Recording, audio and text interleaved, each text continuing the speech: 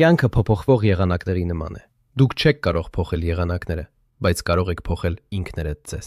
Եվ ահա թե ինչպես է կյանքը ձեզ համար դառնում ավելի լավը, ոչ պատահականորեն, այլ փոփոխության միջոցով։ Այժմ ահա կյանքի 4 հիմնական դասերը, որոնք պետք է սովորել։ Առաջին դասը. սովորեք թե ինչպես հաղթահարել ձմեռները։ Ձմեռները գալիս են անմիջապես աշնանը հաջորդող կանոնավոր կերպով։ Ոմանք երկար են, ոմանք կարճ, ոմանք դժվար, ոմանք հեշտ, բայց դրանք շարունակում են գալ։ Դուք պետք է սովորեք հաղթահարել գիշերները, դրանք գալիս են օրերին հաջորդող։ Պետք է սովորեք հաղթահարել դժվարությունները, դրանք գալիս են հնարավորություններից հետո։ Պետք է սովորեք հաղթահարել անկումները, դրանք միշտ հաջորդում են առաջընթացներին։ Վերջին 6000 տարվա ընթացքում դա չի փոխվել։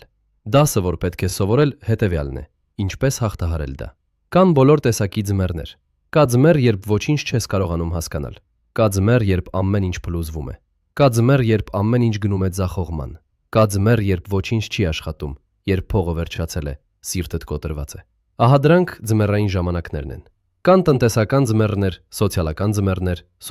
ձմեռներ, անձնական ձմեռներ, երբ քո սիրտը կոտրված է 1000 կտորի, եւ գիշերները անսովոր երկար են։ Քո աղոթքները կարծես չեն բարձրանում գլխիցդ բարձր։ Դա նորմալ է, դա կյանքի մի մասն է, բայց հարցն այն է, ինչպես ես դա հաղթահարում։ Ինչպես ես հաղթահարում ձմեռները, հիասթափությունները, դժվար ժամանակները։ Դե հունվարը չես կարող ջնջել օրացույցից, պոկելով այն, բայց ահա թե ինչ կարող ես անել։ Դու կարող ես ավելի ուժեղ դառնալ, ավելի իմաստուն դառնալ, ավելի լավ դառնալ։ Ձմեռները չեն փոխվի, բայց դու կարող ես փոխվել։ Եվ ահա թե ինչպես է կյանքը փոխվում քեզ համար։ Մինչև ես չհասկացա, թե ինչ է ձմեռը, ես միշտ ցանկանում էի, որ ամառ լիներ։